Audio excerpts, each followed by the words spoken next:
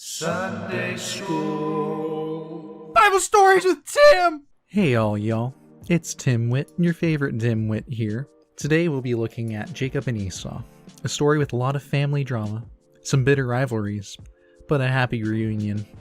Jacob and Esau were twin brothers born to Isaac and Rebekah.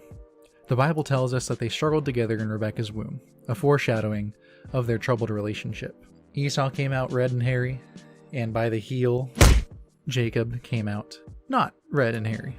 Esau was born first though, and thereby became legal heir to the family birthright, which included, among other things, being heir to the covenant between God and Abraham.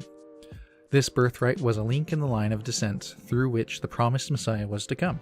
In contrast with Esau, who was a skillful hunter and his father's favorite, Jacob was a plain man who dwelled in tents and was his mother's favorite. Once when Jacob was cooking stew, Esau came in from the field and he was exhausted. And Esau said to Jacob, "Let me eat some of that red stew, for I am exhausted." Jacob said, "Well, sure, but sell me your birthright now." Esau said, "I'm about to die.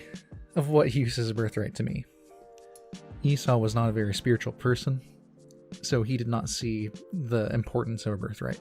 Jacob said to him, "Swear to me now."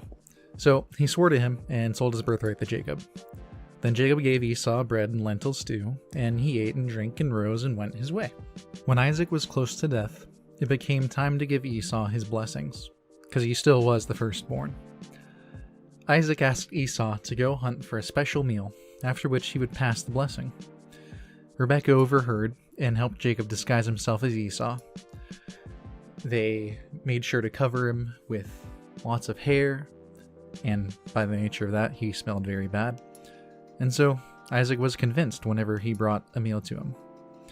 Because Isaac had poor sight, he was tricked into giving the blessing to Jacob. And when Esau came back, all giddy that he brought this meal to him and is about to get a blessing, he becomes outraged at the notion and the news that Isaac just got it all. Esau, naturally very ticked off, wants to kill the man. Wants to kill his own brother. So Jacob is rushed out of the house and out of the land and sent far away. Many years go by, and we see that Jacob and Esau reunite a little bit in chapter 33. Now Jacob, of course, is very hesitant at first because last time he heard his brother wants to kill him.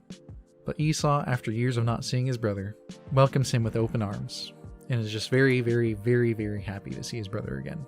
With this short story about Jacob and Esau, I think it really stands to show us that if God can use these people in such a broken family and bitter rivalry that they have, then he can surely use us too. May not always seem like it. We may not always know what that's going to look like. But God uses broken people all the time. And he will most certainly use you too.